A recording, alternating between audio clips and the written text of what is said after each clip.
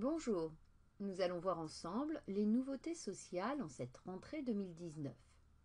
Tout d'abord, l'obligation de publication de l'index égalité professionnelle pour les entreprises de plus de 250 salariés qui a pris effet au 1er septembre 2019.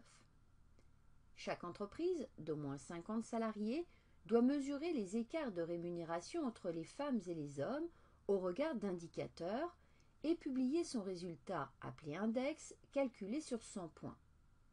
Cette obligation entre progressivement en vigueur. Le 1er septembre est la date butoir accordée aux entreprises entre 250 et 1000 salariés pour publier leur index. L'index doit être publié sur le site internet de l'entreprise s'il en existe un. À défaut, il est porté à la connaissance des salariés par tout autre moyen.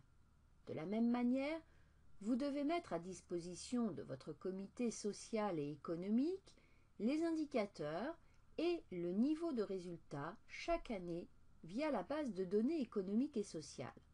Toutes ces informations doivent également être transmises au service du ministère du Travail via un formulaire disponible sur leur site internet.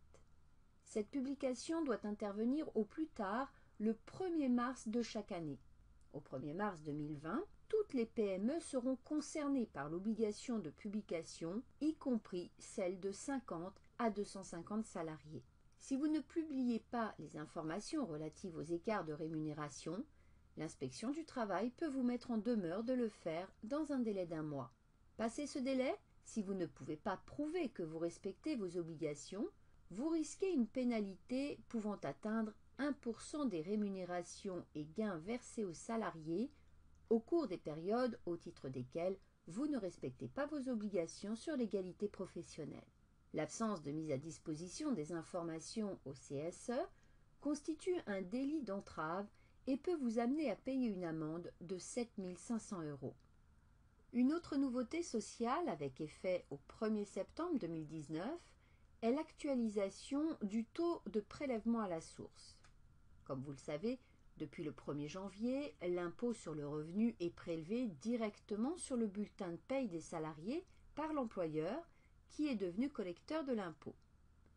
Suite à la déclaration des revenus 2018, pour certains salariés, le taux du prélèvement à la source va dans certains cas devoir être actualisé.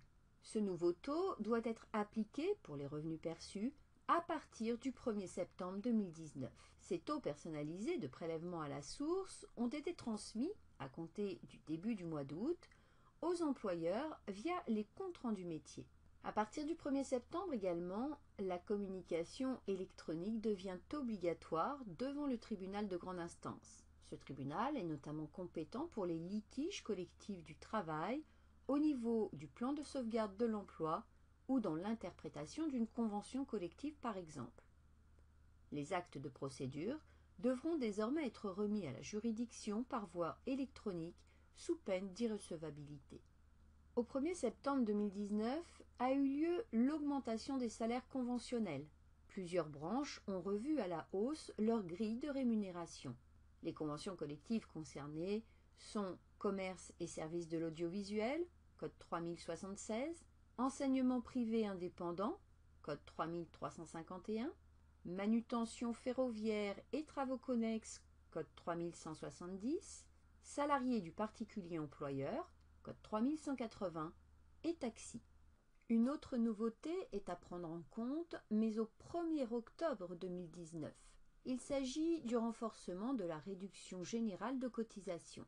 Comme vous le savez, depuis le 1er janvier 2019, les cotisations de retraite complémentaire à GIRC-ARCO sont intégrées au dispositif de la réduction générale des cotisations patronales. Il faut savoir qu'à compter du 1er octobre 2019, le régime de la réduction générale s'étendra également aux cotisations chômage hors AGS.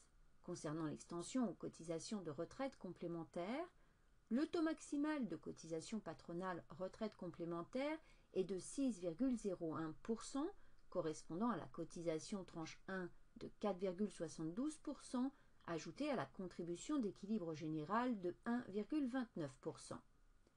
Ce taux devra être ajusté en fonction du taux de répartition minimale légal appliqué dans les entreprises.